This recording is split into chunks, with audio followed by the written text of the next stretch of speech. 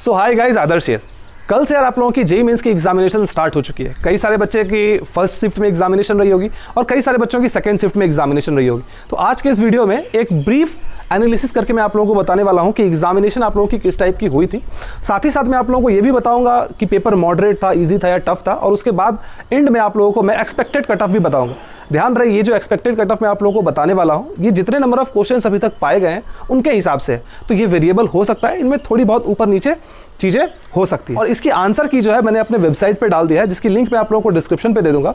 वहां से जाके आप लोग अपनी आंसर की देख सकते हैं। डिफरेंट इंस्टीट्यूट्स की आंसर की आई है, या फिर आप हमारे एप्लीकेशन जेईई AB 360 को भी डाउनलोड कीजिएगा। तो वहां पे tap to see recent updates में अगर आप जाएंगे तो वहां पे आप लोगों को आंसर की और एनालिसिस और एक्सपेक्टेड कट ऑफ भी आप लोगों को देखने को मिल जाएगा। तो अगर मैं पेपर 1 की बात करूं यार, 24 जून शिफ्ट 1 की बात करूं, तो इसमें फिजिक्स का पेपर जो आया था वो मॉडरेट पेपर था। केमिस्ट्री भी आपकी मॉडरेट पूछी गई थी, और जो आपकी मैथमेटिक्स की पेपर आई थी वो लेंदी पेपर माना गया है। लेंदी का मतलब ये नहीं है कि डिफिकल्ट क्वेश्चंस ज्यादा थे, ऐसे क्वेश्चंस थे जिसमें आप लोगों का टाइम टेकिंग ज्यादा लगता। वहीं अगर मैं शिफ्ट 2 की बात करूं तो शिफ्ट 2 में हमारा जो फिजिक्स था वो इजी टू मॉडरेट लेवल पे था, और जो यहां पे केमिस्ट्री पूछी गई थी वो फर्स्ट शिफ्ट से थोड़ी टफ पूछी गई थी। तो आप लोग कह सकते हैं मॉडरेट टू डिफिकल्ट लेवल पे। और हमारा जो मैथमेटिक्स था यार वो अगेन मॉडरेट था, और फर्स्ट शिफ्ट के हिसाब से थोड़ा सा कम लेंदी हम लोग कह सकते हैं। अब ये पर्सन टू पर्सन वैरी कर सकता है यार कि कौन से चैप्टर में आपकी कितनी कमांड है, उसके हिसाब से आप लोग ये कह सकते हैं कि कौन सा पेपर आपके लिए ज्यादा डिफिकल्ट था या फिर कौन सा पेपर आप लोगों के लिए ज्यादा इजी था। अगर मैं दोनों ही शिफ्ट को कंपैरिजन करूं, रिलेटिवली अगर मैं कंपेयर करूं, तो जो आपका फर्स्ट शिफ्ट का पेपर आया था वो मुझे ऐसा लगता है कि स्लाइटली डिफिकल्ट था सेकेंड शिफ्ट के पेपर से। ज्यादा का डिफरेंस हालांकि आप लोग नहीं कह सकते हैं, लेकिन स्लाइट डिफरेंस जरूर था। तो फर्स्ट शिफ्ट का जो पेपर आया था वो सेकंड शिफ्ट के हिसाब से थोड़ा सा ज्यादा डिफिकल्ट आप लोग कह सकते हैं।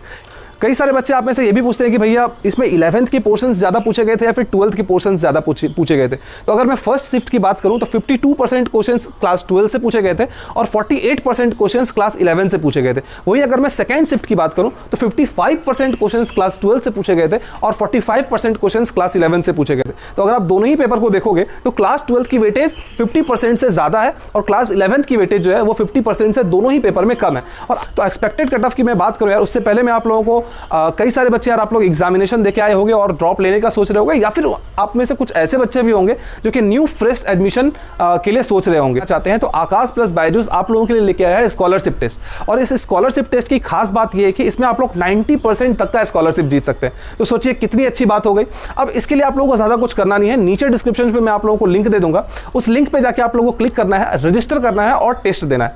अब टेस्ट में आप लोगों की जिस हिसाब से परफॉर्मेंस होगी उस हिसाब से आप लोगों को एक स्कॉलरशिप मिलेगा। कुछ बच्चे ये भी पूछ सकते हैं कि क्या भैया ये एग्जामिनेशन जो होने वाली है क्या इसमें मुझे कुछ पैसे देने पड़ेंगे या फ्री है? तो ये एग्जामिनेशन के लिए यूं तो यार 200 रुपए देने पड़ते हैं, लेकिन जो मैं आप लोगों को कोड दूंगा, जो स्क्रीन पे आप लोगों को कोड दिख रहा है, इस कोड को अगर आप यूज करेंगे तो ये एग्जामिनेशन आप लोग बिल्कुल घर बैठ के फ्री में दे सकते हैं। टाइम चुने, डेट चुने और एग्जामिनेशन आप लोग दें, और अप टू 90% स्कॉलरशिप पाके जेईई या नीट कोर्स को आप लोग वहां से परचेस कर सकते हैं। अब आप में से कुछ बच्चे ऐसे भी हो सकते हैं जो कि अपने फाइनेंशियल बर्डन जो अपने पेरेंट पे नहीं डालना चाहते हैं और चाहते हैं कि घर बैठ के मैं थोड़ी बहुत पैसे कमाऊं। तो इसके लिए आप लोग अर्न करो एप्लीकेशन, उसकी भी लिंक मैं आप लोगों को डिस्क्रिप्शन में दे दूंगा, वहां से डाउनलोड कर सकते हैं। और अर्न करो पे बहुत सारे डिफरेंट ब्रांड्स भी मिल सकते हैं। तो कुछ चीजें आप खुद भी परचेस करोगे या फिर कोई अगर आपके लिंक से भी परचेस करता है तो वहां से भी आप लोगों को बेनिफिट मिलता है और आप लोग वहां से पैसे कमा सकते हैं। तो अगर मैं फर्स्ट शिफ्ट की बात करूं यार, तो फर्स्ट शिफ्ट की अगर मैं एक्सपेक्टेड कट ऑफ की बात करूं तो कॉमन CRL रैंक के हिसाब से अगर मैं जनरल कैटेगरी के लिए बोलूं तो उसमें 85 to 90% मार्क्स अगर आपके आ रहे हैं, 85 to 90 मार्क्स, तो आप लोग कहीं ना कहीं अपने आप को सेफ जोन में मान सकते हो। वहीं अगर मैं जनरल EWS की बात करूं तो आपके अगर अप्रॉक्सीमेटली 60 to 65 मार्क्स आ रहे हैं तो आपकी कट ऑफ क्लियर हो जानी चाहिए। अगर आप OBC NCL से हैं और आपकी मार्क्स अगर 55 to 60 मार्क्स आ रही है तो भी आपकी कट ऑफ क्लियर होने की चांसेस हैं। और अगर आप SC या ST हैं तो 40 और 37 मार्क्स रिस्पेक्टिवली अगर आपके आ रहे हैं तो आपकी कट ऑफ क्लियर हो जाएगी।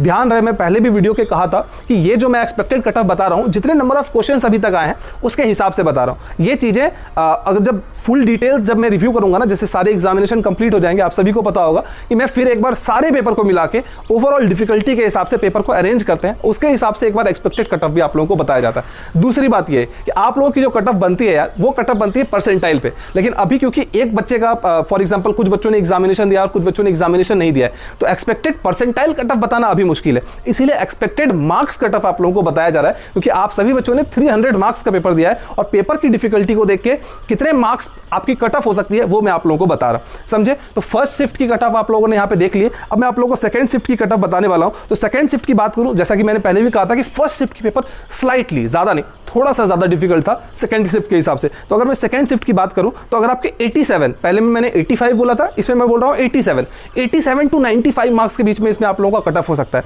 वहीं अगर मैं जनरल ईडब्ल्यूएस की बात करूं तो 62 से लेकर 70 के बीच में, और बाकी ओबीसी, एससी और एसटी के सबकी कट ऑफ मैंने यहाँ पे सामने स्क्रीन पे आप लोगों को लिख के रख दी है, वहां से जाके आप लोग चेक कर सकते हैं। तो ये था यार आपका 24 जून का फर्स्ट शिफ्ट और सेकंड शिफ्ट का ओवरऑल एनालिसिस है। और अभी बहुत सारे कॉलेज रिव्यूज के भी आप लोगों को देखने को मिलेंगे और बहुत सारे एनालिसिस भी मैं आप लोगों के लिए लेके आने वाला हूं। और खास करके अभी यार जो अभी फर्स्ट शिफ्ट की एग्जामिनेशन कंप्लीट होगी तो हर पेपर में कौन से सब्जेक्ट से और कौन से टॉपिक से कितने नंबर ऑफ क्वेश्चंस पूछे गए ये भी आप लोगों को जल्द ही हमारे चैनल पे देखने को मिलेगी। लेकिन कब, जब हम लोगों का ऑफिशियल आंसर या फिर ऑफिशियल क्वेश्चन पेपर आ जाएगा, उसके बाद एक डिटेल एनालिसिस बनेगी और आप लोगों तक वो चीजें पहुंच जाएगी। तो आप लोग ऐप को जाके डाउनलोड कर लीजिएगा और नीचे डिस्क्रिप्शन पे जो वेबसाइट की लिंक है वहां पे जाके विजिट कर लीजिएगा, वहां पे आप लोगों को सारी डिटेल्स वगैरह मिल जाएगी। ठीक है, बाय बाय।